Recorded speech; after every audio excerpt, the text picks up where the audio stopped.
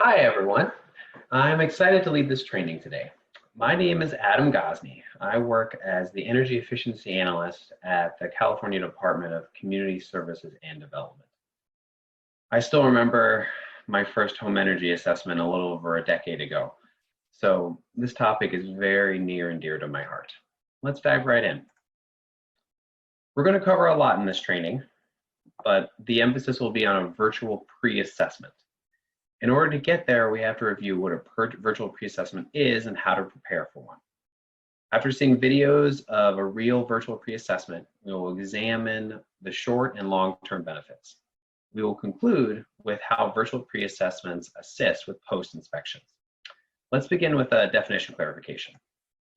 Throughout this presentation, the word assessment will be utilized. Some parts of the country refer to an energy assessment as an energy audit. For the sake of this training, the term energy assessment will be used. Additionally, some refer to a virtual pre-assessment as a remote assessment. Please note that for the sake of this training, the term virtual pre-assessment will be used. Now on to the state of the world. We are in the grips of a worldwide pandemic not seen in 100 years. In this time of social and economic turmoil, potential weatherization clients will be looking for safe alternatives to having people enter their homes. This creates quite the challenge for weatherization practitioners. Luckily, the pandemic has opened more of the world to digital means and video calls. This is where virtual pre-assessments come in. While an assessment cannot be conducted fully via a virtual method, a sizable portion can. They also help mitigate the spread of COVID-19 by limiting the time an assessor has to be in the home when he or she eventually needs to visit in person. Beyond the pandemic, these virtual pre-assessments also have many long-term benefits. More on those later. Now, you may be asking yourself, what exactly constitutes a virtual pre-assessment? A virtual pre-assessment, or VPA for short, is an assessment of the home done by the client with the assistance of a trained assessor. This assessment can be conducted via a video app like Zoom, WebEx, Microsoft Teams, and countless others, or even over the phone. This training will showcase through a video app, but we will hear a testimonial from an organization who conducts such pre-assessments over the phone. Now let's hear from Gabriel A. Pareto, the Director of Southern California's Commercial Residential Programs for Richard Heath & Associates. All right, so thank you so much again for agreeing to meet with me. Just for the record, would you please state your name, position, and the organization you're with? Yeah, I'm with Richard Heath & Associates. My name is Gabriel Pareto, and I'm the Director of Southern California Commercial and Residential Program. Perfect. So for your office, what really constitutes a virtual pre-assessment in your mind? Well, in our mind, a virtual pre-assessment is an assessment that allows us to see everything we will normally see when we're in the field, but without being physically present. All right. And what are some of the challenges associated with devising what should be included in a virtual pre-assessment and what should be excluded? Well, first off, there's got to be, you got to have a script. You got to, first of all, have to have procedures, on how to first of all, train the person who's going to be doing it with you. So before even doing that assessment or scheduling it, you should have a conversation with the person prior to doing it and explain to them how it is that you're going to conduct the assessment, right? And for example, if there's issues such as communication failures, then you will want to explain to them what it is that you're going to do to overcome those issues. All right. And then kind of related to that, what opportunities, in your opinion, arise from doing this in virtual manner, both now in the COVID-19 world that we live in, as well as into the future? I think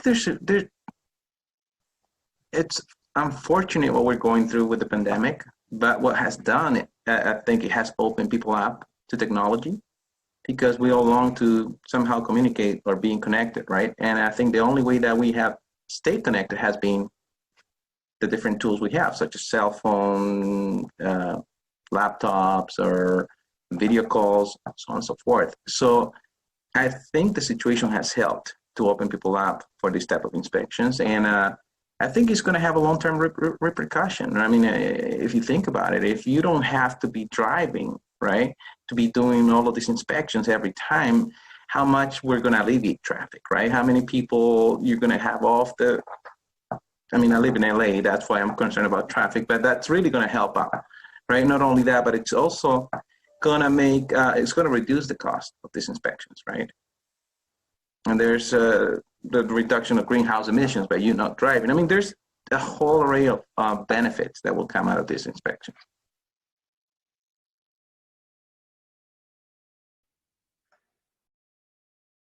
As mentioned prior, not all situations lend themselves for a virtual pre-assessment.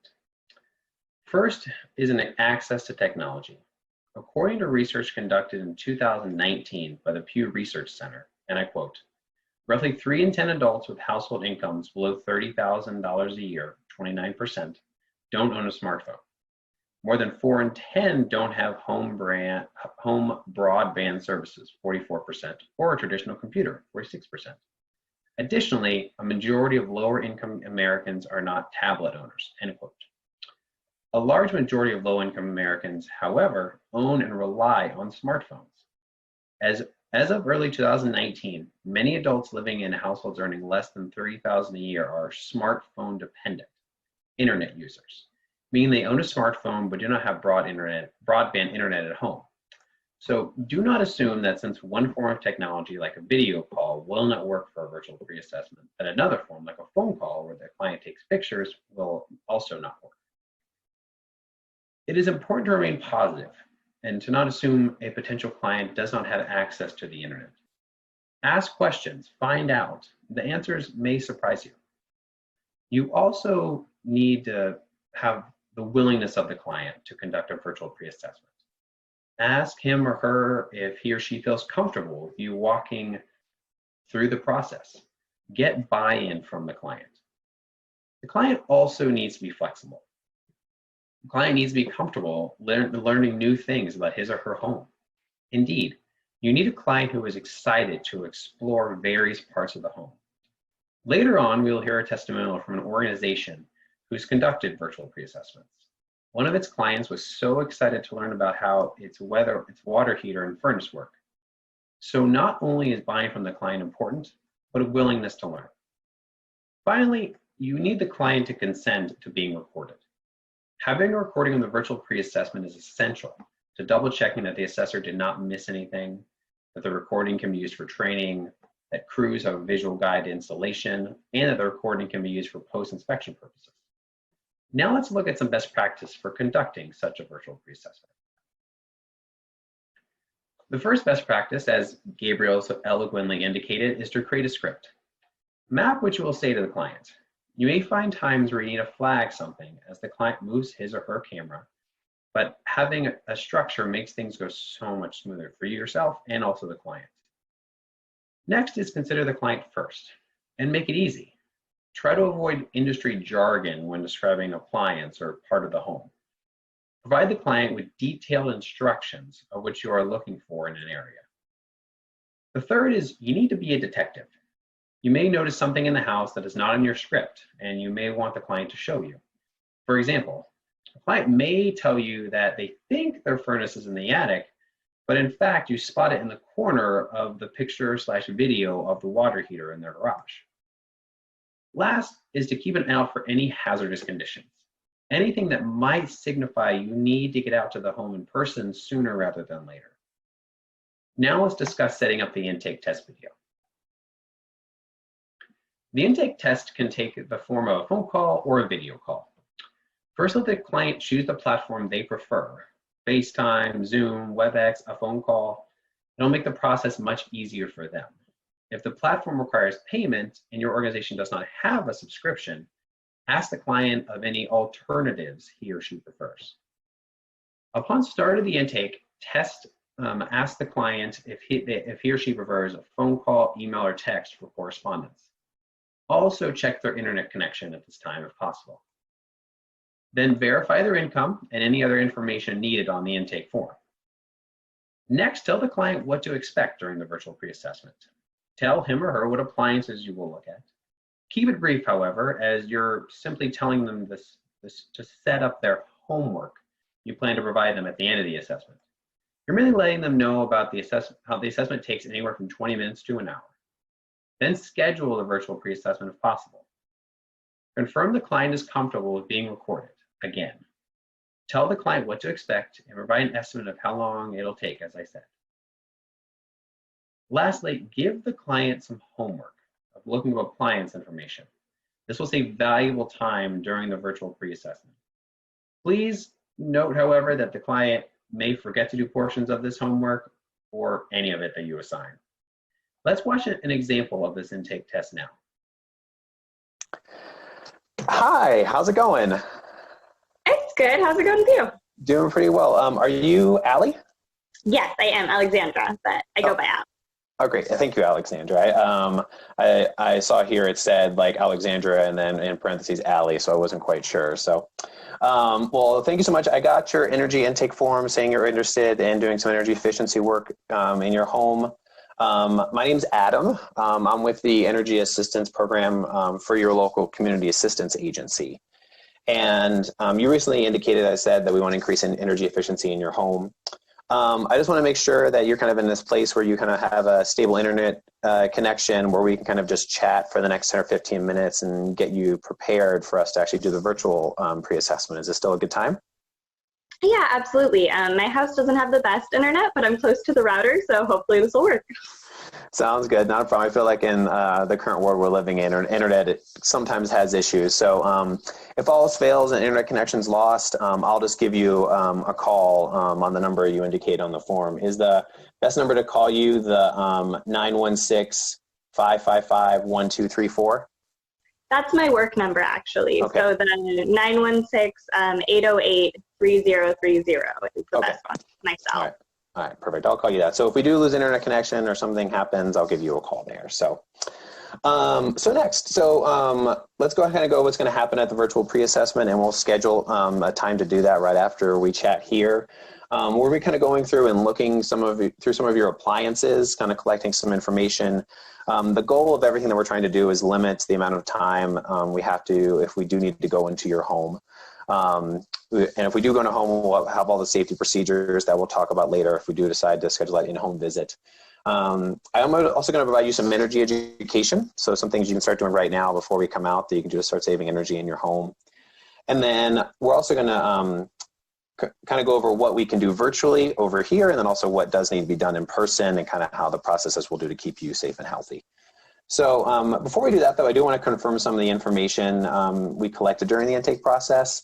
Can you do me a favor, Alexandra, and just spell your first name for me? It's Alexandra. Okay. And then you didn't put down a middle initial. Do you want to leave that blank, or do you want to put something down there? It's I. Okay. Not a problem. That's not that important, but we always like to ask. And then can you spell your last name for me? Jensen. All right. Thank you, Alexandra. And then I have everything else here. Can you, I have your mailing address here, but can you confirm your service address just for me? Just like, I know they're the same here, but just the address that we would be coming out to if we actually can weatherize your home. Okay, so it's just my home address that you need? Yes, yes. It'd be 123 Clover Court. Okay, perfect.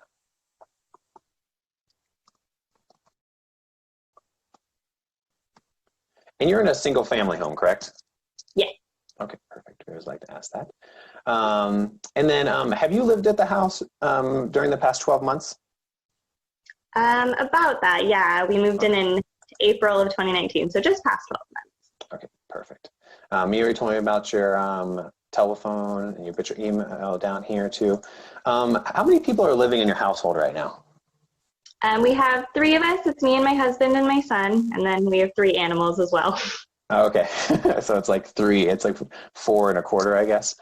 Well, I have a pretty big dog, so he takes up a lot of space. Yeah. How old is your son? He's 9 years old. He just turned 9. Oh, nice. That's a great age. I have a 7-year-old daughter myself. So, having trouble with all the distance learning. Oh yeah, I feel like everyone right now is. So, but she's a trooper. She's definitely going through everything. So, And I see here you filled out all that out. So you put down yourself, you put down your husband, you put down your son. And then can you just confirm the total gross income for your household again? I believe we're at 37,500 annually. Okay. And then we'll have someone chat with you just to confirm that later on, but that's just good to have. So let me see if I have anything else that we need to confirm. So just a couple of things before we come out that I just want to check on. Do you know what the main fuel source in your home is? Is it natural gas, electricity, wood, propane, fuel oil, kerosene, or other fuel? And if you don't know, that's okay. We can figure it out when we do the assessment. I pay to both SMUD and PG&E, so I'm pretty sure I have some natural gas and some electric. I don't have any propane or anything else that I know of. Okay, perfect. So we'll just check both of those and then check them when we actually go through. And you already said that you actually have. And then for the SMUD and PG&E, as you mentioned, are you the account holder on both of those? Yes, I am. Okay, good to know. All right, so so before we kind of go over what to expect on the virtual pre-assessment and schedule that, do you have any questions just about like the intake form you filled out or anything in general right now? Not yet. I'll let you know if I do. Okay, please do. And between now and when we have the virtual pre-assessment, I'll give you my contact information at the end of this call. You can directly reach out to me because I'll be walking you through that and doing that with you. So do you have a pen and piece of paper or something to write down with? I just want you to jot down some notes to kind of make sure you're all ready and prepared for this virtual pre-assessment. Give me one moment. Yeah, take your time. All right. Okay, perfect. So when we do the virtual pre-assessment, if possible, it'd be great to use your smartphone. Do you have a smartphone? Yes, I do. Okay. You also, if you have a tablet, that also works well, but you can do a tablet or a smartphone. We just want to use those because, as you probably can guess, with a laptop or a computer, it's kind of hard to maneuver into those small spaces and kind of show me some pictures so I can help you kind of figure out what we need to do if we do need to come into your home. And then one thing we do prefer to record the sessions that we do, mainly just to make sure that if we do need to go into your home and we do the work, we don't miss anything. We also use it for training purposes. And then we also like to do what we call post inspections. So just to make sure that everything we did install was working properly. And one way to do that is just to double check the assessment, but we want to make sure we get your permission to record it before we do. Is that okay with you? Yeah, sure. Okay, perfect. And then let's go ahead and set up a time and date for the virtual pre-assessment.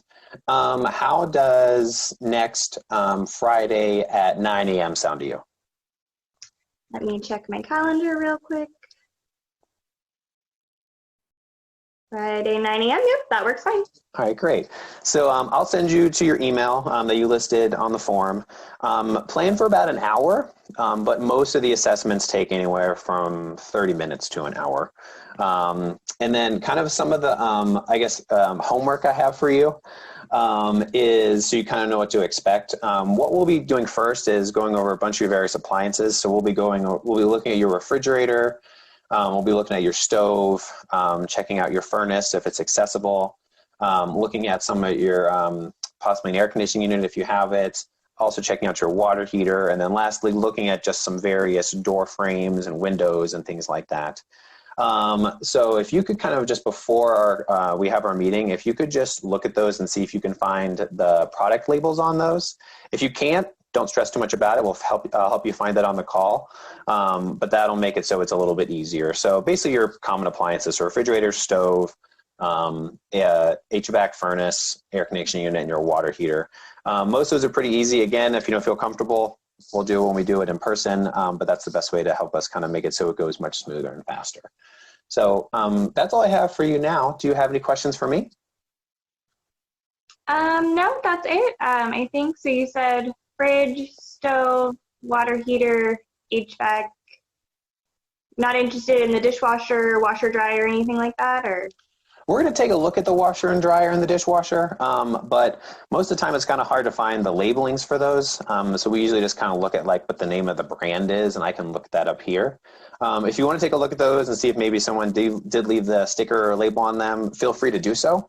But usually the other items that I mentioned, those are the ones that kind of take the longest to find because they're kind of like usually hidden in a corner. And they're usually very, very small print. So most people we usually have people like take a picture of it, and that way we can zoom in really big on it.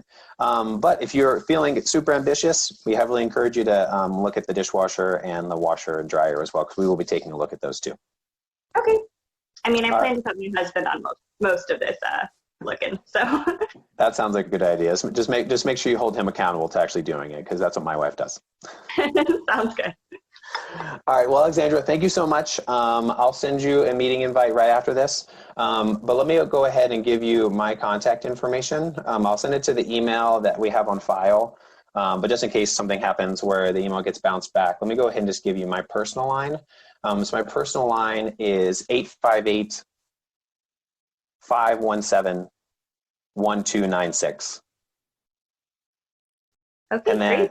And expect the email from me by the end of the day today. If you don't hear anything from me, feel free to give me a call just to make sure that the email did not get bounced back or anything. Okay, sounds good. All right. Thank you, Alexandra. I will see you next Friday at 9 a.m. All right, sounds great. Thank you so much. Bye. Bye. Now that you have the virtual pre-assessment scheduled, it's time to do some research prior to virtually meeting with the client. Before I provide some ideas, I want to first thank the Montana Weatherization Training Center for their superb training on researching a home prior to conducting a virtual pre-assessment. While this training you are currently taking focuses almost exclusively on the virtual pre-assessment, please do check out MWTC's website, which I included on the slide you see now, for more information on how to prepare for a virtual pre-assessment, and then how to prepare to enter a home safely during the COVID-19 pandemic. For example, MWTC reviews how while a full analysis of the home cannot be done, it is useful to look up the home on Google Maps, county assessor maps, and other cartographic tools. One can uncover potential shading, number of windows, number of stories, and the style of the home before you even do the virtual pre-assessment. Other tools are also useful for sketching the makeup of the home. Additionally, if you're working with the utility as part of the program, a power bill and baseload analysis can prove essential. For example, how much energy is going into heating? If heat use is high, the shell might need help. Or how much energy is going into baseload activities? If baseload is high, ask in the virtual pre-assessment questions to figure out why. Essentially, the goal of this research, as well as the virtual pre-assessment, is to limit the time in the home. You are looking for ways to maximize the virtual pre-assessment and limit time in the home when the in-person portion must be completed. Let's move on to the agenda of the virtual pre-assessment. The agenda you see before you is one of many you could utilize. The order of the appliances and parts of the home examined is not as important as having an agenda in the first place. Now we're going to see and go through step by step each part of the virtual pre-assessment. We'll watch a video of the live example, and then we'll do takeaways after each part to really hone in on what you should be looking for and what you should be asking and what you should be educating the client on. Let's go ahead and begin. All right, Alexandra, thank you so much for joining me again today. How's everything going on your side? Pretty good. Other than the extreme heat still. Oh, yeah. Well, hopefully some of the programs that we do can help you at least alleviate some of that problem. Maybe not all of it, but some of it. So again, I'm Adam, and I'm with the Energy Savings Assistance Program for your local community assistance agency, ATGA. And this is still a good time to do the virtual assessment and everything, right? It'll probably take about 45 minutes to an hour. Totally fine. Okay, perfect. And then one thing I do want to confirm, I was just going over some of your paperwork yesterday, and I just noticed on our digital call about a week and a half ago, I noticed that your name came up as different from the name that you provided on the intake form. Was it Kowalski? Yes. Yeah, that's my maiden name. You have to change it in like a million one places. I'm sure I haven't gotten all of them yet. Oh, okay. Not a problem. I just wanted to make sure, so we just got to make sure records match up. So that's fine. Um, Even like if I zoom on my phone versus my tablet, it might show two different names.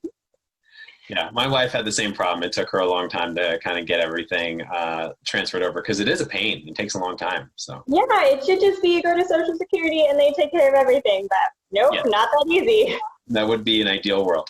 Exactly. So I wanted to, before we get started, I wanted to provide some information more about the program. So the Energy Assistance Program, as we talked about a little bit before, it's a no-cost program that offers energy efficiency to Californians who qualify. As you probably remember during the intake test that we provided, you received, we normally call and schedule an appointment to come out to your home and install things like LED light bulbs, smart power strips, lamps, and other simple measures with educational tips on ways that you can save energy. But due to COVID-19 and the pandemic, we're looking for ways to limit our time at home visits, both for the safety of us and for your safety as well. So throughout this assessment, I'll be kind of offering you some just tips and helpful things that I see just on ways that you can just save energy and just make your home just a little bit safer and healthier as well. And I'll make sure to make a note of anything that we really might want to come back and work on. And then if we do schedule your home for a full energy assessment and do install any measures, we'll make sure to go further on to make sure how we're following pretty strict COVID-19 protocols to keep you and your family safe. Okay. All right, so I do want to verify again that you're okay with recording this virtual pre-assessment just to make sure that we don't miss anything when we do the installs and if we do the installs, and then also when we do a post-inspection just to check everything. But I just want to get your verbal confirmation that you're okay with us recording this session today. Absolutely. Great. And then are you on a tablet or a phone where you can kind of move things around a little bit and show different parts of your house? Yeah, I'm on my tablet. Okay, wonderful. So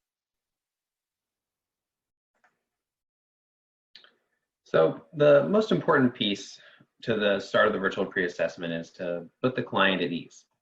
Confirm that it's still a good time to conduct the virtual pre-assessment. Before starting, also confirm again that the client consents to being recorded. Before walking the client through the house, provide some background on your organization and the particular program that supports the virtual pre-assessment. Lastly, before starting, confirm again that the person is ready. I know you just asked the client this before giving your overview, but maybe he or she did something while you were provided some background that made the client no longer able to walk around the home. The next part is to start the virtual pre-assessment, and I began with the refrigerator.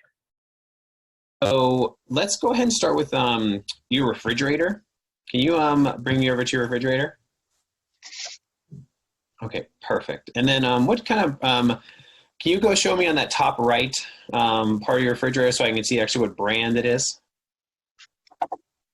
Okay, perfect. So make sure I note that. Samsung digital inverter, general monitoring compressor. And then you should also be able to find either on the side or on the, might even be like on the bottom, there should be like a make, model, and serial number. Do you see that anywhere?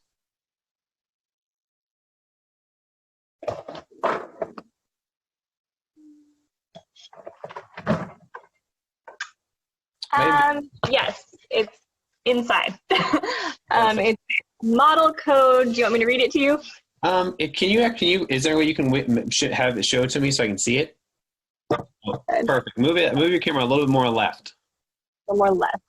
Yeah, that's perfect. Leave it there for a sec. And great, because I can capture all that and get that all later. So, and then, so just to kind of keep in mind some things about refrigerators is that it's actually one of the biggest energy electrical uses since it runs all the time. So some things that kind of like that you can do to really help, because your refrigerator actually does look pretty nice, looks pretty new. But I will do some checking and just make sure there's nothing about recalls or anything like that. But I'll double check to make sure that's all accurate. But one thing to do is make sure you keep it well stocked. And when you have available space, actually simply with bottles of water, in it to take space, because actually if you don't have that much food or liquid in it, it actually uses up more energy trying to actually use up that empty space. And then one thing, there's a frost vent both in the fridge side and the freezer side. One thing people don't do, it's actually really good just to dust that every 6 to 8 months. And then also try to pull it out and clean it about once a year. Because that actually helps just make it so it doesn't work as hard trying to get everything through that dirty vent. And it's always just really good to clean it, because you don't want something that dirty basically in your fridge all the time. And then one thing that is also really important to do is don't put anything that's really hot or warm in the fridge right away. So let's say you make something like me, I can't cook. So I make let's say I make some pasta. You want to make sure the pasta kind of cools down to room temperature before you put it in the fridge. Otherwise the fridge is going to work extra hard to make sure you cool that down. But I'll take a look at it and see if we do need to do any work on it. So as you can see with the refrigerator, you're mainly looking to capture the make, model, and serial number.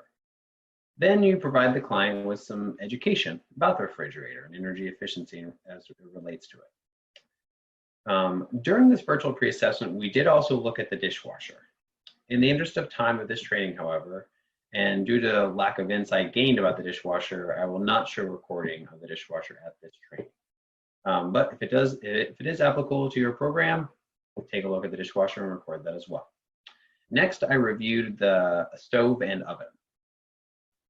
Alrighty, so Alexandra, now that we did the refrigerator, let's go ahead and let's take a look at your oven and your stove. Can you show me that? Sure. Let me try to flip my camera around here. Okay, yeah. So so it looks like your oven and stove is a gas, so that's good. Can you show me the top part of your oven? The vent for, let me see those. Okay, oh, this and then yeah, and that as well. So that's your vent fan. Can you just turn that on for me, just so I know that it works?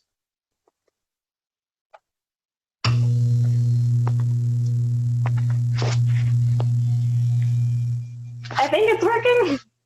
Okay, so there might be you might have like some kind of glitch with that. So I'll make a note of that for our crew to double check that. And then I see kind of on the right side, if you could move your camera over just a little bit, there's a little bit of cracking there. Okay, I'm just gonna make a note of that just to make sure we do just double check that whole area when we come out. And then can you open your oven just so I can see inside it? Okay. All right. And then one thing just to note with your, thank you for that. You can go ahead and close that up for me. And then one thing just to note with your gas stove there is that it produces a lot of heat, as you probably know. So just make sure when you're cooking, you make sure to match like the right pot and pan to the appropriate burner. That just helps save a little bit of gas energy, so you're cooking less or more and just makes it more efficient. And then one thing we always like to make sure to tell our clients is make sure to never use your oven or your stove to heat your home. There's a lot of things that can go very wrong with that, especially in terms of gas leaks. So just make sure never to use it to heat your home. And then one last thing we always say is make sure that you never put anything in your oven when you're not cooking. So don't store pans in there, or I think people sometimes use it for storage of like plastic bags or things like that. Just make sure it stays empty the whole time. So, do you have a microwave? Yes, I do. All right, and then, okay, perfect. We'll take a look at that and just make sure it's operating order, but we always like to just make sure we know if people have a microwave oven or not. And then one thing we always do recommend, speaking of heat, is to just use the microwave oven for simple cooking, reheating. It's also really useful to use on hot days when you don't want to use that excess heat that's going to come from that gas stove of yours. Again, it's just one less way to make it so that the other appliances in your home, like your air conditioner, don't work as hard because you're not making it to produce extra. And you said today it's pretty hot in there right now, right? Oh yeah, it's like going to be 100 today. Okay, so let's go ahead. Before we move on, do you have any questions about your refrigerator or your oven/stove or your microwave? I don't think so. Okay, so let's go ahead. Let's move to a different part of the house. For the stove and the oven, you're mainly looking to ascertain if it is gas or electric. Make sure to also check that each burner works and note if any do not, or if the oven does not seem to be working. Also check that the oven door opens and closes properly. You want to ascertain if anything is amiss also with the vent fan above the stove, which you notice that I flagged. Then ask the client to open the oven and provide client education. Lastly, ask the client if the client has a microwave oven, and if they do, provide the client education.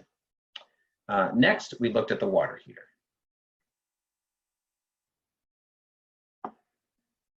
To a different part of the house now. Let's go check out your water heater. You know where that is?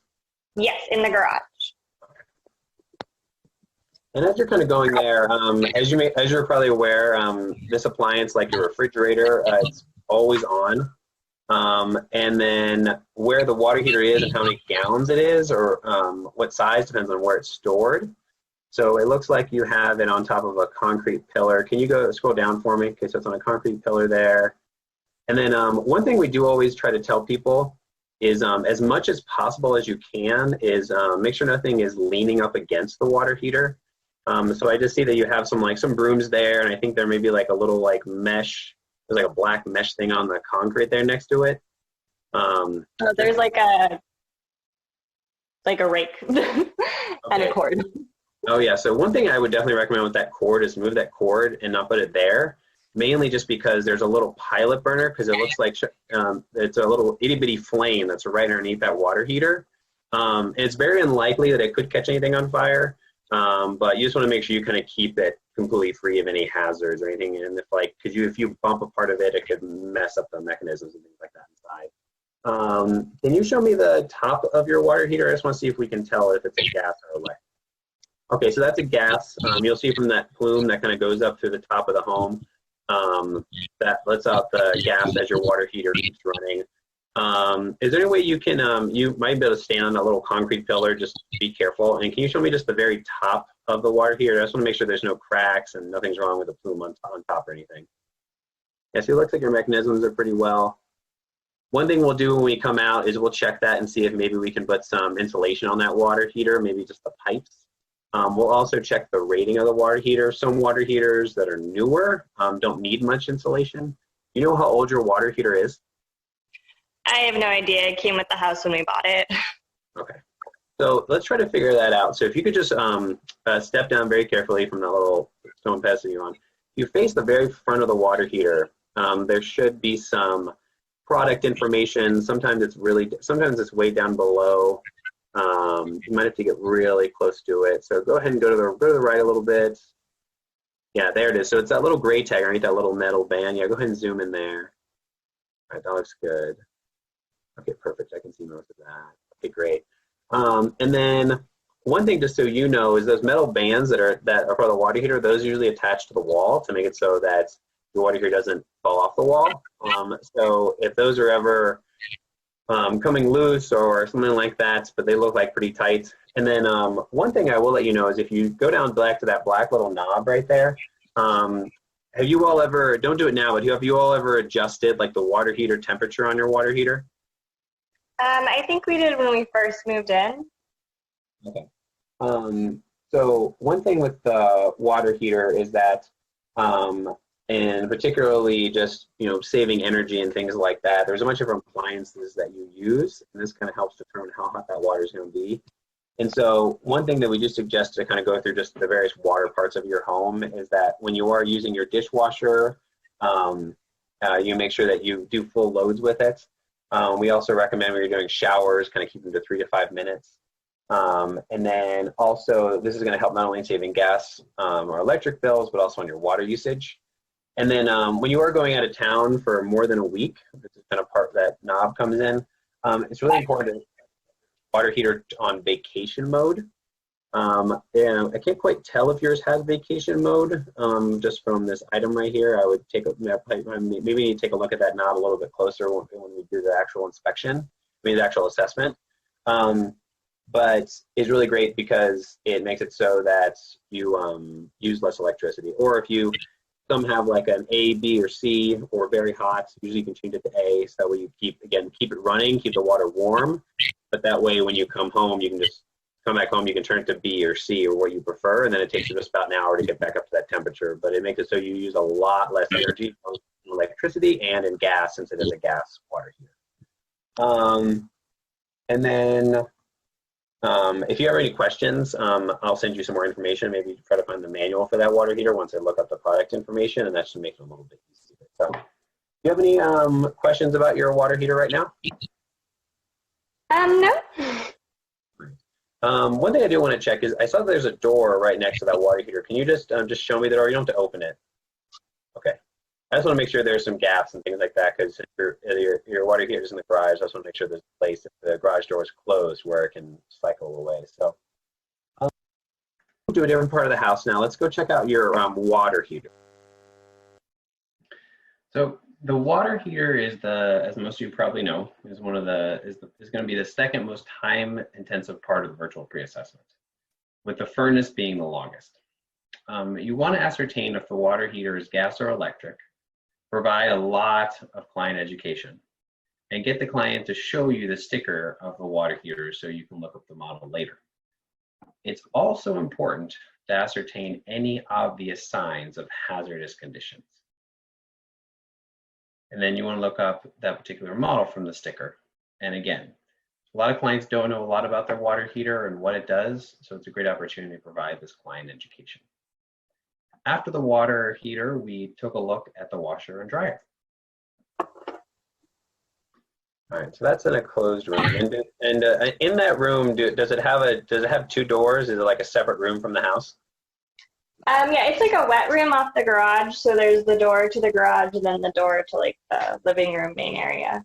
Okay. Do you know if that room, does that room have a vent fan that can run when the dryer's going? Do you know if there's a switch somewhere in that room that turns a vent fan on? Okay, there it is. You know where that button switch is, or if it turns on? Yeah. I don't know if you can hear it, but it's going right now. Okay. I'll double check in when we come in just to make sure it's adequate. One thing that's really important is just make sure whenever you are running the dryer that you turn that fan on. It just helps cycle any dust particles, any chemicals just up out of the house. And since you are in that room that has doors that shut on both sides, it is really important just to make sure that you get that excess air and heat and dust and things like that. And then can you show me do you have any laundry running right now, or can we take a look at the washer and dryer? Sure. So that's your washing machine. So you have a top loader, okay.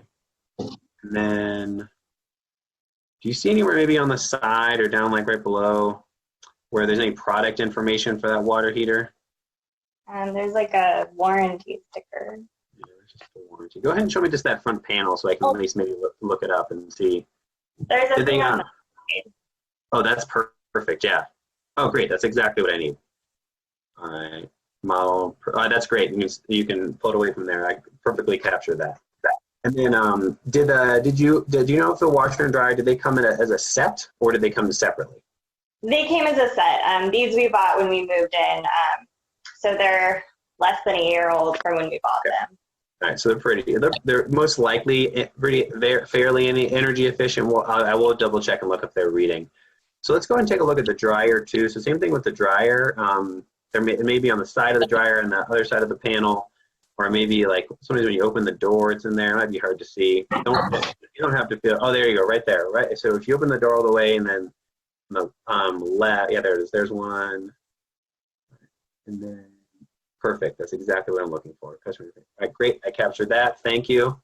And then, are you able to, behind the dryer in particular, there should be a metal cylinder tube that connects to the back of it. Okay, yeah, great. So it looks like it connects. We'll double check that connection.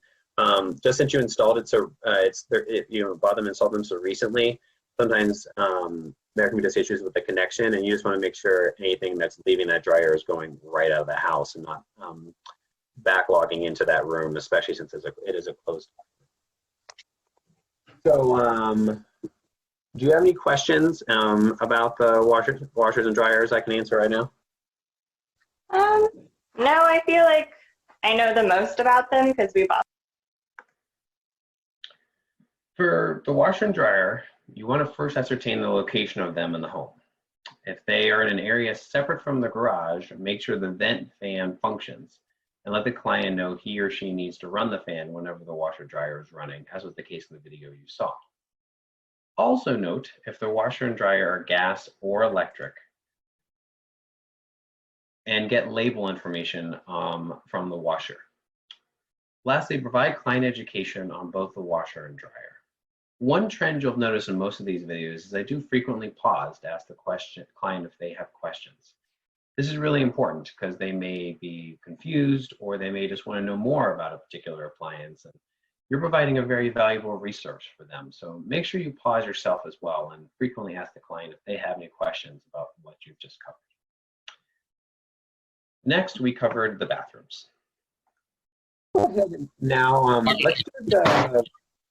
let's do your bathrooms. Okay. How many bathrooms do you have? We have 2. Okay. And then in just the bathrooms, not including your kitchen, between those 2 bathrooms, how many sinks do you have in those? 3. There's 2 in the master and 1 in the hall bath. Okay. All right, so that's the master one. Okay, perfect. Do me a favor, just turn those faucets on really quick for me. Just want to make sure they work. Okay. Do you have any issues with the hot or cold water on these faucets? It takes a minute to heat up. If no one has run water in a while, but that's it. Yeah, that's pretty typical of your water heater and where it is given the direction of the house. So we'll also check and see what kind of aerators you have. Those are the little knobs that connect to the bottom of the faucet. Some aerators can be pretty energy inefficient and waste a lot of water. And another thing that brings to mind is go ahead and take a look at, can you show me your shower head?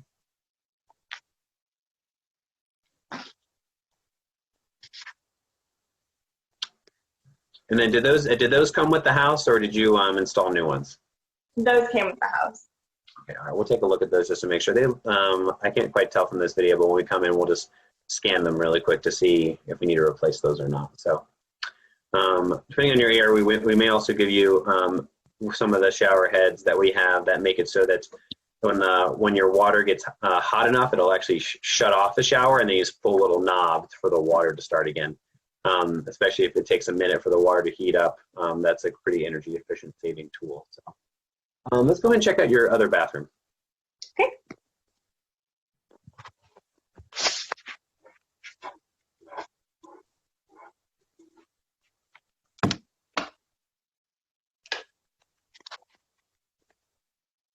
All right, and then go ahead and turn those. Those are 2 handle faucets. Go ahead and turn those on for me. And do you notice that the water is better for getting hot water in this bathroom, or the same, or worse? I'll be honest, I don't use this bathroom too much. I'd have to ask our son about that. And then while I'm thinking about it, before you go into the shower, can you go ahead and just show me your toilet as well that's in that bathroom? We don't do much for toilet programs. We just like to just visually see if there's a crack. I was able to look at your other toilet when you were walking past the sinks. And then we'll get I know it had a window in there, so we'll double check that later. Okay, and then go ahead and show me the shower head that's in that shower right there. I'm pretty sure it's the same head we have in the master bath. Yeah, it looks like the same one, so and we'll connect to that. And then are there any windows in this bathroom? No, there is another vent thingy like was in the one. Can you turn that on and let me know if it works? Yep. Okay, great. Yeah, I can hear it. Perfect. Okay. All right. So do you have any questions just about your bathrooms? Bathrooms, we just like to do kind of a quick check on them and just see exactly kind of what's going on with those. I don't think so. Alrighty.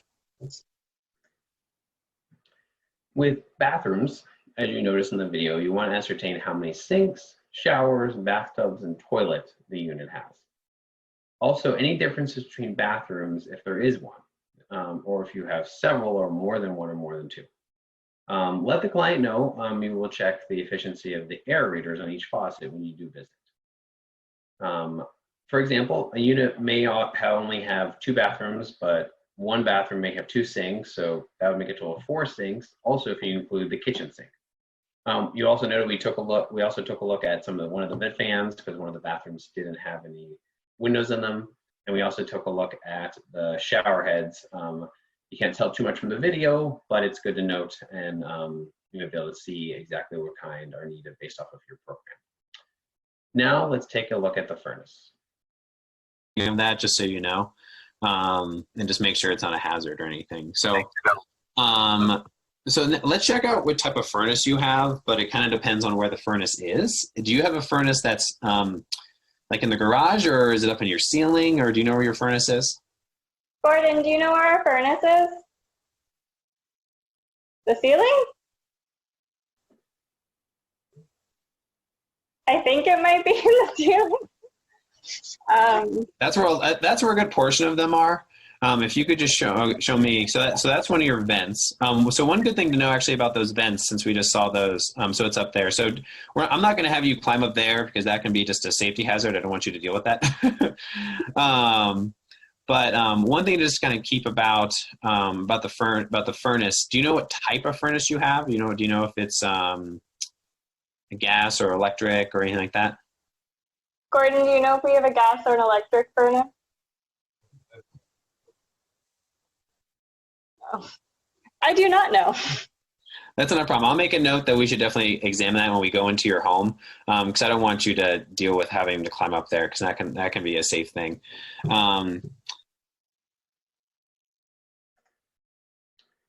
So if accessible, the furnace will be the longest part of the virtual pre-assessment. The furnace, however, is also the item that clients will feel the least comfortable with given its location many times. In the video, the furnace resides in the attic, so the client did not feel comfortable going up there. Now we know that it is most likely located, however, and we can flag it for a future in-person full assessment.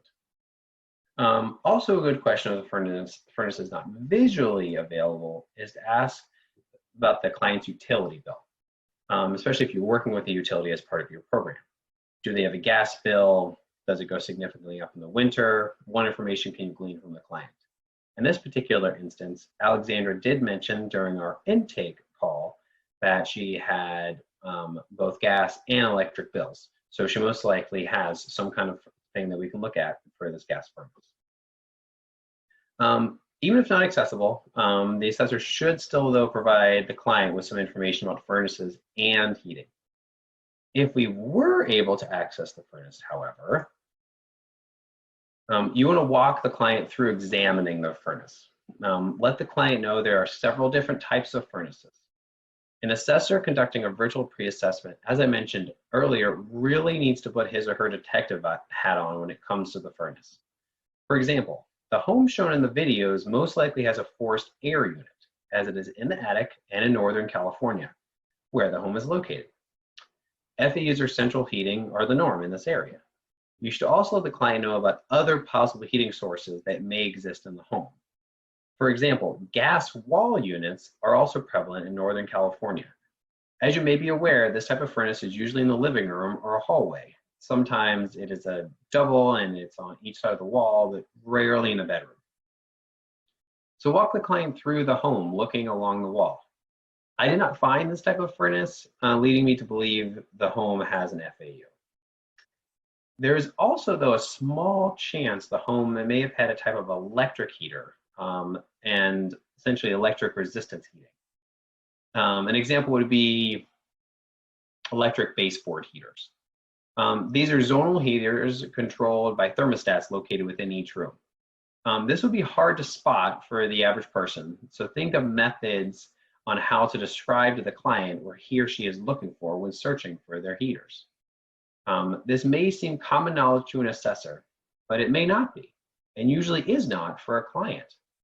Also know what climate zone the home is in. For example, electric resistance heating is rare, typically only found in non-coastal, non-mountainous parts of California, the southern tip of Nevada, the southwest corner of Utah, southern and western Arizona, southern and eastern New Mexico, and the southeast corner of Colorado and western Texas. While it is obvious that the home review does not have this type of heating, you need to be a detective and really know different parts of the home to help solve the mystery and help the client. Essentially, you're Sherlock Holmes and the client is your Watson doing the heavy lifting. As you may have noticed in the video, the main vent fan resided right next to the attic's access space. So I tackled vent filters next in my virtual pre-assessment. By where your attic area was, but can you go back to the vents for your home as well? I know there's one by the attic access. The big vent? Yes. Do you know if you have any others like those in the house, or is that the only one? They would be really big and in the ceiling like that. I believe that's the only one.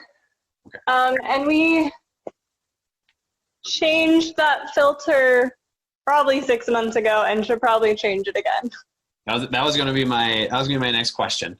And so it's important, yeah, to change that quickly, mainly just because for two reasons, actually. One, it makes it so that your HVAC, which is connected to your heater and moves air throughout your house, essentially works less hard because it's pulling in that air from the house and pushing it out. And so if that's really dirty and dusty, it has to work extra hard and actually use more energy, and which can increase your utility bill. And then also, you want to think about it, you want it when it's pulling in that air from the house and recirculating it back out.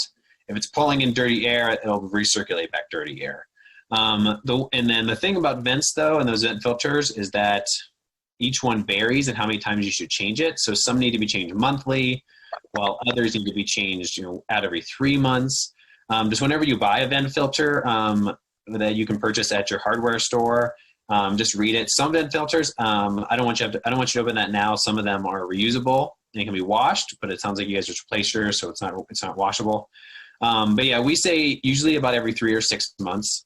But the best kind of way to think about it is whenever the season is changing, you should definitely change your filter. So if it's spring into summer, summer into fall, fall into winter, it's always a good time to remember. And then one thing I personally like to do is when I install the filter is just use a Sharpie and actually just write on there the next time you should change it. And so that way you don't think, it's 2 or 3 months later and you're like, when do we change the filter? Is it next month? Was it last month? That helps you remember as well. So I was just having that conversation with my husband about doing that for the oil filter of the car because I couldn't remember when my last oil change was. There you go. So before, last thing we're going to look at. For vent filters, it's pretty straightforward. First, take a note about where the vent filter or filters are located. Some homes have more than one. Then provide the client education about the importance of replacing the filters on a regular basis. If a client for some reason doesn't know where the filter is located, then let the client know. We will find them upon visiting in person. The key thing to remember is just to make sure that clients get the message that they really need to make sure they clean and change out their filters. Next, we moved on to the air conditioner. Go into it. So do you all have an air conditioner for your home? Yeah. Okay. Is that usually they're on the outside of the house, but do you know where that is? Yeah.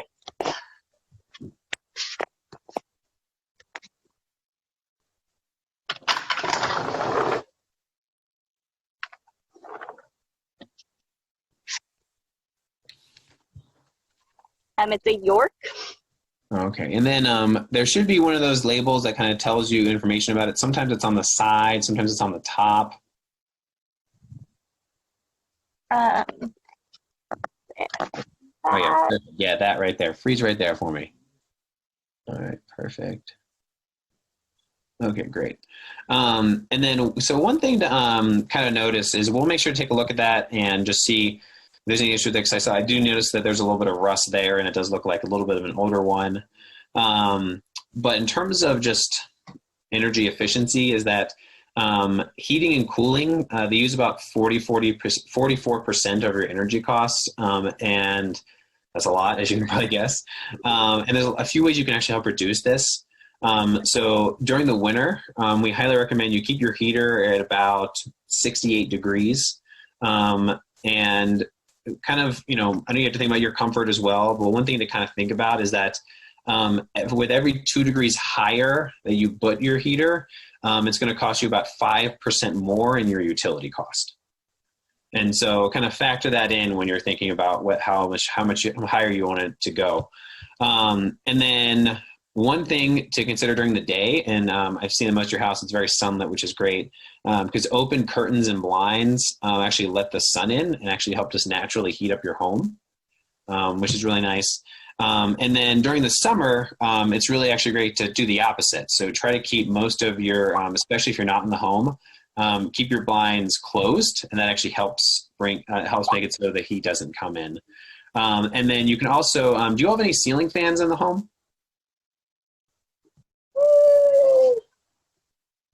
Nope, we do not. It also really good sometimes just to use regular fans. They actually use a lot less energy. And, in some days, I know in the climate that you live, it's unbearable and you have to have air conditioning, and that definitely makes sense. But if it is days where it's a little bit cooler, like it's in the 70s, it's always good to sometimes just have a fan going throughout the house because it just circulates air and make sure you don't have to use the AC as much. When using the AC, we recommend the temperature, again, is about 78 degrees, but we understand that you have to consider your comfort. But just in terms of the heater, in terms of the air conditioner, it's just the reverse of the heater. So for every 2 degrees you go lower, it on average increases your utility bill about 5%. So just kind of factor that in when you're thinking not only about your comfort, but your utility costs and also the environment as well. So, and then can you go back? I saw one of them over by where your attic area was, but can you? With the air conditioner, the most important piece of information to collect is the model sticker. Next would be both the location and condition of the air conditioner. I noted in the video, the air conditioner looked a little bit old, looked a little bit rusty, just some flags to give for the assessor and also the crew when they visit later. Then provide the client with education about using a thermostat during the summer. The picture on the slide is the thermostat potentially used in the home, which is very simple. But sometimes you do need to walk the client how to use their thermostat. It's always the case you never know what the client does and does not know. Next, we took a brief look at lighting in the home. What kind of light fixtures do you have in your home? Like, what do you use for light in your house? It's mostly these. Okay. And then, those in most of the rooms. Some of the bedrooms don't. We just have plug-in wall lamps for those. Okay. So the lighting session was pretty simple. You're just trying to collect some basic information from the client to flag for the in-person assessor and the crews when they visit later. You just want to ascertain if the unit has ceiling lighting or lamp lights or a combination of both. If you have time, you can also help the client go into the home and pull out light bulbs, but this is up to your personal discretion. You can also have the client, you can also go from room to room and have the client share the lighting in every single room. Again, this is up to your discretion. We didn't show the full extent of that video given the limitations of time on this training. Next up, we looked at the doors of the home.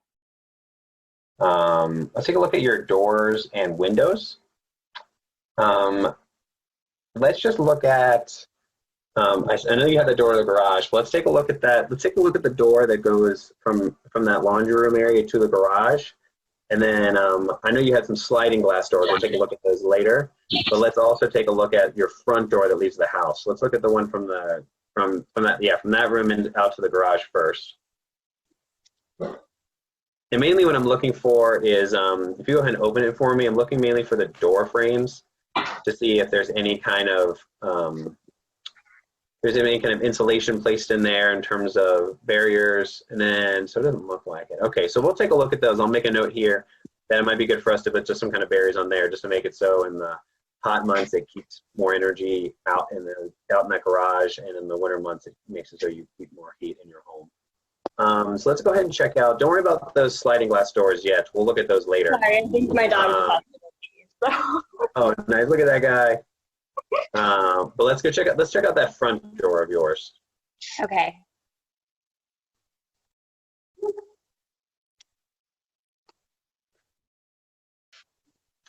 All right, so I see some repairing there. Can you go ahead and open that one for me, that left one for me, so you have double doors, okay. And then, so on that left wood frame, like white on the outside of the door, can you just kind of get really close to that?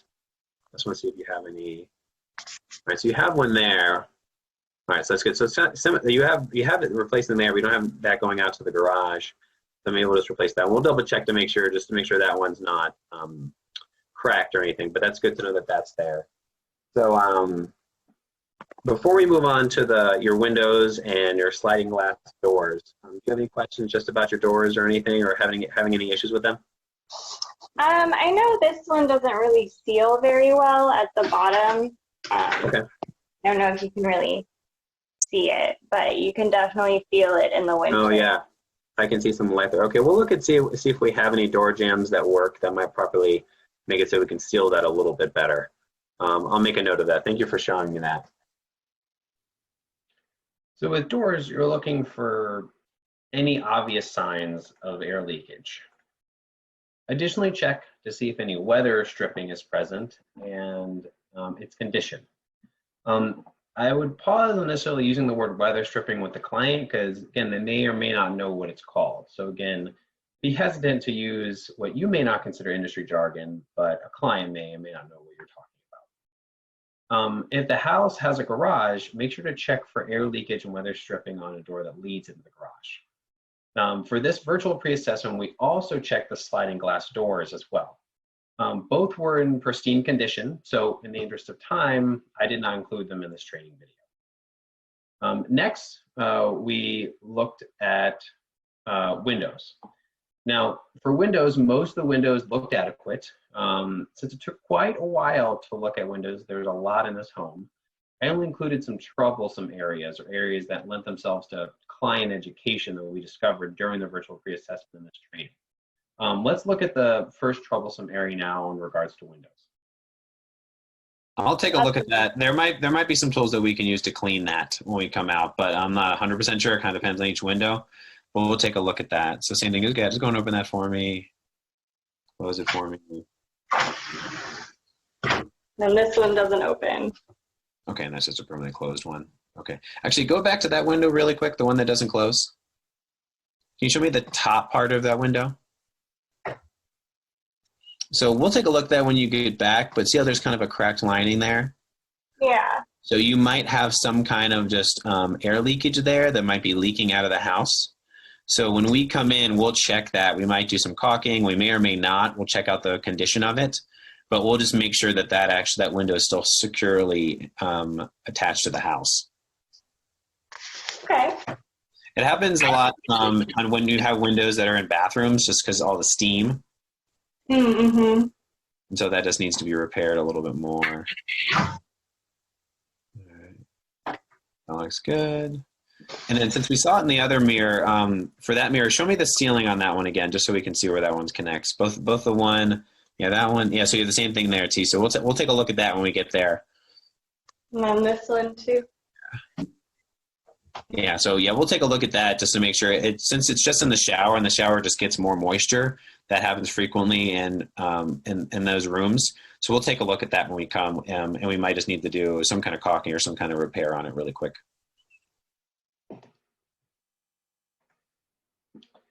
As seen from the video, the windows in the master bathroom are suffering from severe cracking. I would make a note of this and then flag it for possible caulking when we do visit the home. I also would ask the client if any other windows have similar cracks. The client said there weren't, but again, I would note this in your personal notes just to make sure we double check it to see if there's anything that the client missed. There's also some other issues that came up with windows as well. Let's examine those now. And then it looks like they all do, but do all of the windows close and lock without any difficulty?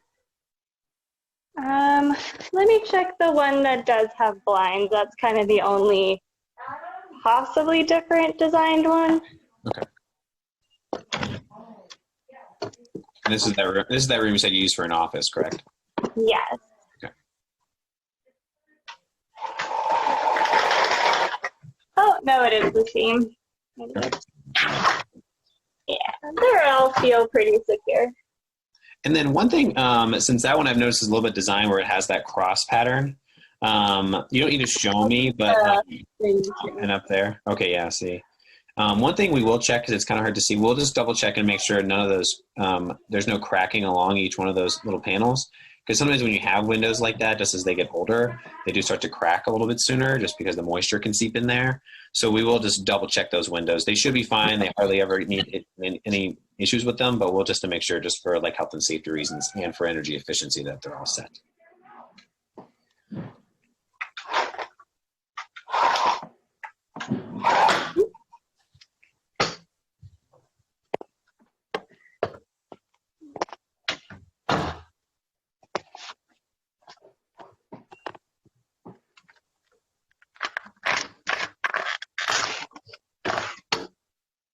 And that one seemed like it's stuck a little bit. Does that seem like the case?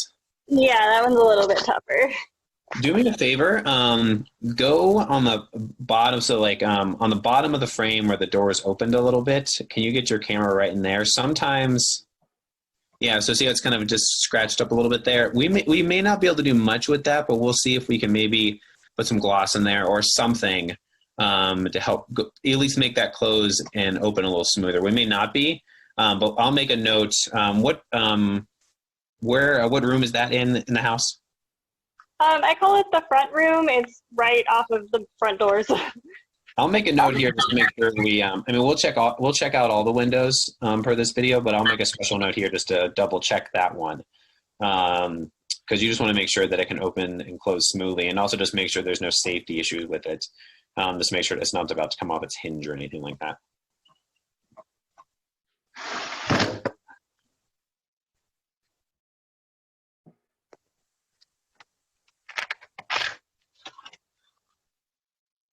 Okay. And that one's a little tighter too, but not nearly as bad as the other one.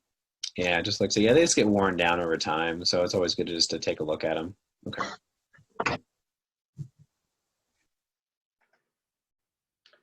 While perusing the windows, I noticed that one of the rooms had double hung pane windows. In an attempt to provide client education, I informed the client those types of windows may develop pressure cracks over time. This is an example of how you want to not only find parts of the home that need possible work for your program, but also educate the client about the place he or she calls home. Additionally, you also want to flag any structural issues with the windows, like the ones in the video that appear to be damaged along the sliders. This is not only for the potential for measures, but also to ensure that the structural issues that existed prior to entering a home are documented. Do remember to check all of the windows.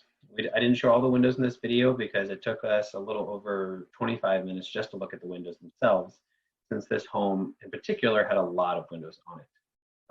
I only included the ones, again, here that had some issues for the education and training purposes of this training, but do make sure you check all of the windows of the home. The last piece of the home examined is the fireplace. You have a fireplace, don't you? We have a gas, flip the switch kind of fireplace. Okay, can you just show me that? I'll make a note here to make sure we just double check that, just make sure it's not susceptible to gas leaks or anything. Do you all use it during the wintertime? Yeah, quite a bit. Okay, so we'll definitely make sure we check that.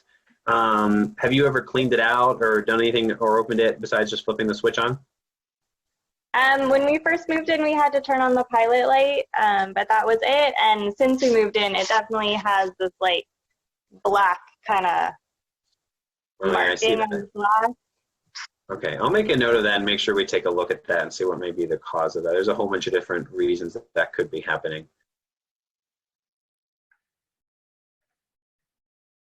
So with a fireplace, first you just want to check to see if it's a wood or a gas fireplace. If gas, look for any noticeable black marks. Also, if it is gas, ask the client how often he or she uses it, and if he or she ever smells gas when turning it off. Lastly, as was the case in the virtual pre-assessment, indicate if the fireplace looks damaged or if there's anything that might constitute a hazardous situation. There weren't any major flags in this home. There was some black damaging and some black soot on the inside or some kind of black marks. So I definitely would flag that for the in-person assessor just to get a little bit closer look at that and examine it. Before the virtual pre-assessment is over, though, you need to conduct a wrap-up. Let's view that now. All right, excellent. So that kind of ends our virtual pre-assessment. Do you have any questions or concerns of anything we went over? No, I'm just, looking forward to what you can tell me. Great. So once we're authorized to come out and install any no-cost items, we'll contact you and set up an appointment. At that time, we'll also go over our COVID-19 procedures to both keep us safe and your family safe and your dog safe. And I gently appreciate you taking the time with me. We have a great day today and try to stay as cool as you can, but while keeping your air conditioner at 78. I know you have my contact info, but I'll say it again here in case you need it. It's 916-555-1010. 1234. And then the email, which I'll send you an email follow-up on some things that we talked about. But in case you need it, it's bestassessmentever@atga.org. But thank you so much again, Alexandra. I'll reach out to you just in the next couple of days about our couple of follow-up items. But then expect some time in the next, anywhere from a week to a month or two before we eventually get out there. But if you have any questions in the meantime or have any follow-up, don't hesitate to reach out to me with anything you have. All right. Thank you so much. All right. Thank you, Alexandra. You have a great day. You too. Thanks. At the conclusion of the virtual pre-assessment, put the client at ease. Provide them thanks and indicate any next steps. Let the client know you may ask him or her to take a few pictures later if you cannot read information from the particular video. Remember to also ask the client what method they prefer to send these photos. Some clients may prefer email, they may prefer text, or may even like some kind of Dropbox mechanism. Internally, within your organization, if you note any hazardous conditions, follow your organization's policies and procedures for ensuring you get out to the home as soon as possible. Now let's hear from a nonprofit who is conducting these virtual pre-assessments. Just introducing yourself and saying who you are and who your organization is. Hi, my name is Marlene Castro. I'm the program manager here at CUI, Campesinos Unidos in the San Diego County. Good morning, I'm Maria McGarvey. I'm an outreach specialist at Campesinos Unidos. Okay. And then kind of the first question, just jumping off, what made CUI think about doing these virtual pre-assessments? Well, I think there was a couple of reasons. One, our clients are not able to come in. We have been under a stay-at-home order. Secondly, our employees need to get back to work. So those were the two factors that kind of pushed for this, to try to find a way to provide the services while still being able to stay at home or here at work and not going out to each of those individual homes. All right. And then that sounds great. It can be challenging though. So I guess what were some of the challenges, associated with devising, what's included in this kind of virtual pre-assessment versus what, has to be excluded because, it just has to be done in person? I think there's a lot of challenges, and I'll have Maria explain a little bit better because she's the one that does all the outreach. But I think that a lot of the challenges have to do mainly with the do our clients have what's going to take for us to do the assessment via a tablet, a phone, versus in person. We're there, we can see for ourselves, we can take the pictures, ask the questions, and so forth. But having to communicate via web or phone with them, it's a bit challenging, and I guess in a way it worked because the person that, at least the one we tried, they were able to, and even though they didn't know a whole lot of the information that we were looking for, and Maria had to guide them. So I'll let Maria continue with that part because she was the one that actually did it. So what I noticed that one of the challenges that might arise is that getting customers to actually participate. So that's one of the things. If another one would be actually them knowing what to look for in their own home. And I was able to do it because I had a customer that was willing to take the time to actually go through the entire house and just do like a walkthrough while I was on the phone with her. And she was able to know, she learned what a water heater was and what a furnace was. So, but I think that's one of the biggest challenges, is just getting people to want to participate. And like Marlene said, them having the device for them to actually be able to do this is going to be another challenge. And I guess on the flip side, what are some, you mentioned a little bit of them before, Marlene, but what are some of the opportunities that arise from doing these, both now in the current COVID-19 world we live in, as well into the future? You mentioned kind of getting staff back to work, but are there any other opportunities?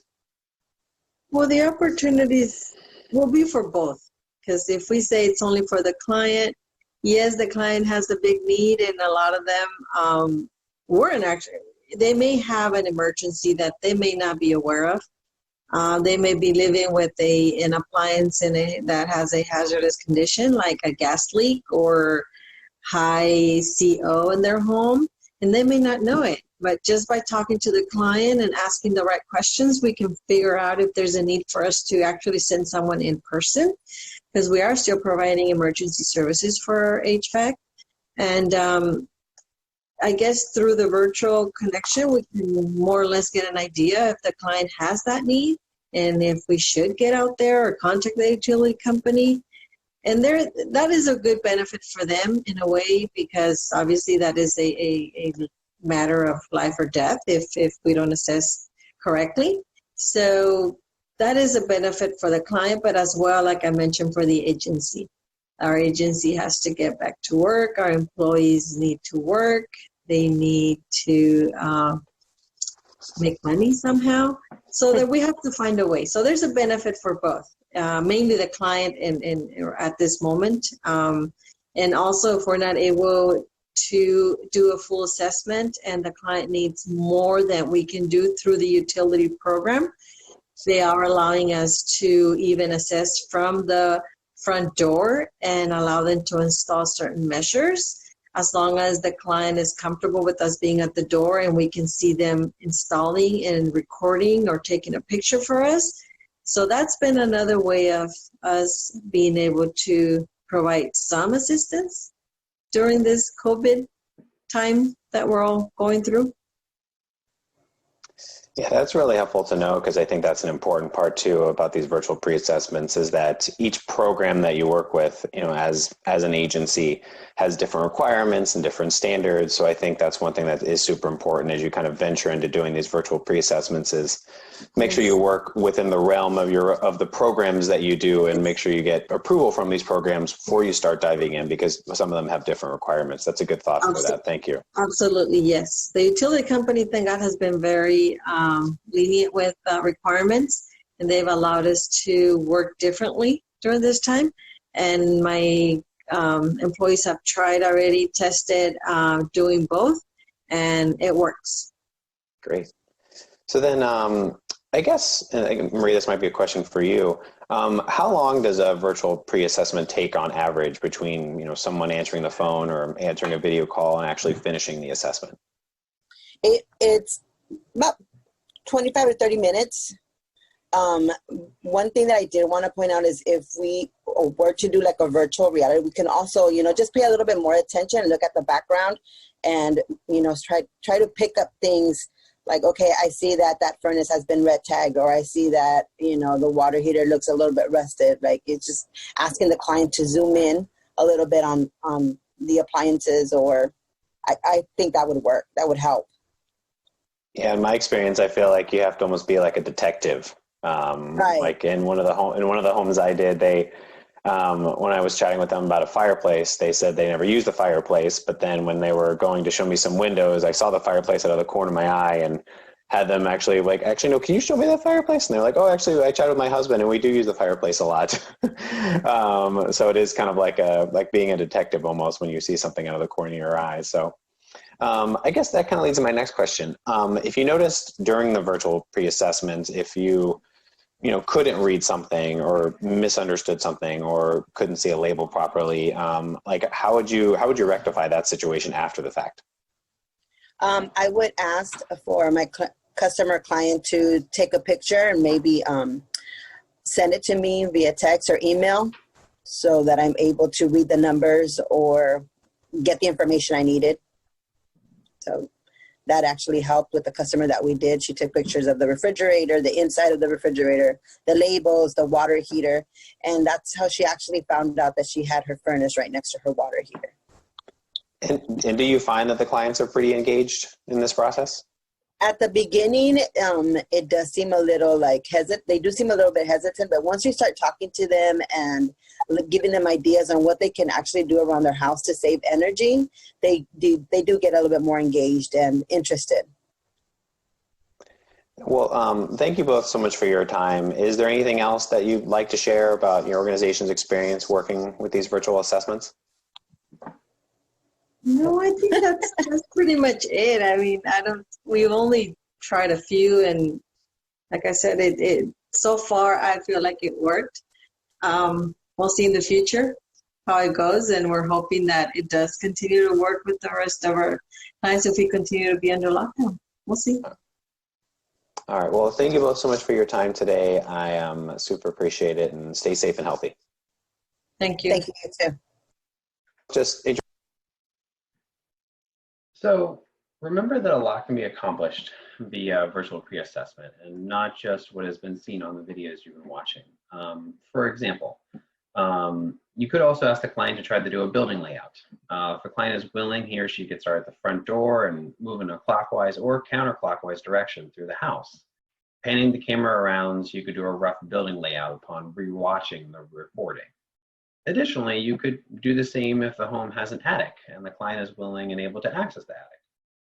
Speaking of the attic, if a client does access the attic, you can have them also video the installation and or ventilation in the attic, or even in the crawl spaces. There are also other countless aspects of the home you could venture into if the client is willing. Get creative and think outside the confines of this particular training. Keep in mind, however, that virtual pre-assessments could never fully mitigate the need to conduct at least a partial in-person assessment. Certain testing like combustion appliance safety, blower doors, infiltration reduction, and anything that might be unsafe for the client. In the video you watched, for example, the client did not feel safe climbing into her attic to access the furnace. Just because the virtual pre-assessment cannot cover everything does not mean one should abandon them altogether. I hope this training has shown the many benefits of virtual pre-assessments, but let's review them once again. In the short term, virtual pre-assessments have many benefits. First, there's less people interacting face-to-face to spread the pandemic disease of COVID-19. Second, many clients will feel more comfortable with a virtual pre-assessment at the moment, given the current state of our world. Third, organizations that are not able to get into homes can at least provide valuable education to clients about their home and ways to save energy. Finally, organizations may use the virtual pre-assessments to prioritize homes. This prioritization is especially important for any homes that possess hazardous conditions, or for homes that should be deferred. For deferrals, refer to the protocols of your particular programs. In the long term, virtual pre-assessments also have a lot of benefits. In the long term, virtual pre-assessments will decrease transportation costs. Since more in-person work can be accomplished in a short period of time, assessments can be lined up closer to one another. Staff hours is related to the point above as well. In-person assessments will be much faster because you learned so much information before. Training purposes also it speaks for itself. Having videos of virtual pre-assessments is a great mechanism for training future assessors and also for ongoing trainings for the assessors that are doing these virtual pre-assessments. And then quality control for both the client and the organization is essential. Virtual pre-assessments can be instrumental for both. In regards to quality control, virtual pre-assessments can also offer valuable insights during the post-inspection process. I'm going to have Gabriel revisit us again and tell us more about this. And in your experience, how engaged are clients during this virtual process? You know, they are very engaged. And prior to this, we tried to do these inspections, but there was no receptivity to them because people will prefer for you to go physically to their home and just do what you need to do. But now, as the times have changed and we're going through a pandemic, people's pretty open to do this, and they're pretty engaged actually, right? There's a good amount of people they never realize their technology to be able to do things like this, or transfer files from their phone onto somebody else's phone, or do a video call. So they are pretty engaged, and in fact, they're pretty willing to learn it too. So as we guide them through the inspection and show them or guide them how to go about their phone so we can have a video conference call, or how to transfer a file when we lose communication. They are pretty engaged and they're pretty open to learn.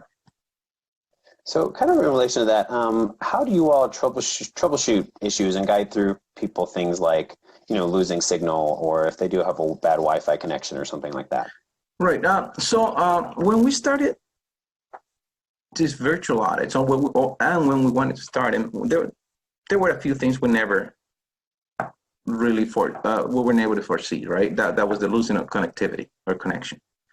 So as we started doing them, and we started actually utilizing what we had on hand, which was a video camera streaming, we realized that people doesn't always have connectivity, or you might lose connectivity by going into a basement where the equipment is located if it's a multifamily unit, or if you go to an attic, you might lose connection, or you just don't have connection, or people just doesn't have a data plan that would allow them to have a very long video call with you. So those are challenges that we never thought about until we ran into them. And what we ended up doing is we figured out a way with actually off-the-shelf products first. A very simple way to transfer files. So what we ended up doing is we came up with a simple link that we could text to the customer, and then by clicking on that link, they will be able to share files from their phone onto our Dropbox. So, I mean, that's just one example, right? There's many platforms you can use, but our goal first was trying to solve the issues utilizing off-the-shelf products before we start getting into customization, creating platforms, and so on and so forth, and make it simple. So you answered pieces of this, but one thing I'm curious is how can other organizations besides RHA kind of utilize this virtual pre-assessment assessment piece, like for the post-inspection process? Well, for the post-inspection process it's actually, I will say, much better than what you did before, because before you had probably paperwork that you could look at, some notes, whereas now, if you are allowed to record and if the customer allows you to take pictures or record the session of the inspection, you have those pieces for the post-inspector to be able to look, and it's I mean, pictures and videos speak 1,000 words, right? So it's actually I will say it's a much better way of ensuring a post-inspector will look at the different, will look at this before even going to the site and be able to identify things pre-visiting the site. All right. And then one last question. Is there anything else you just would like to share about either the post-inspection process or the virtual pre-assessments and assessments? Right. I think even the post-inspection process could also be done virtually. Right. Except in places where you have health and safety issues, right? Such as furnaces or specific inspections that require for somebody to do some testing to ensure that that equipment has been properly installed. Excellent. Well, Gabriel, thank you so much for chatting with me today. We super appreciate it, and thank you for all the innovative work you're doing down there in Los Angeles. Well, thank you, and we'll keep it strong, and we'll adjust, and we'll change with the times. So as both RHA and CUI mentioned, video recordings can identify possibly hazardous equipment. Those same videos can also assist in the post-inspection process to ensure nothing was missed during the installation period. Indeed, the methods with which organizations could utilize the virtual pre-assessment are wide-ranging. I hope this training has gotten all of you to think outside the box and to think innovatively about these virtual pre-assessments. Thank you for your time. Before I conclude, I want to thank some organizations who made this training possible. This training would not have been possible without the assistance of many organizations. Pacific Gas and Electric and San Diego Gas and Electric offered valuable insights into their new intake procedures. RHA and CUI tolerated me asking them a copious amount of questions during the testimonials. Montana Weatherization Training Center and the Energy Smart Academy at Santa Fe Community College provided both valuable training modules for me to watch and spoke with me personally about the project. I highly encourage visiting both their websites for more information and trainings. This officially concludes this training. I hope you learned some valuable lessons. If you have any questions, please do not hesitate to email me. My contact information is on the slide. Thank you so much again.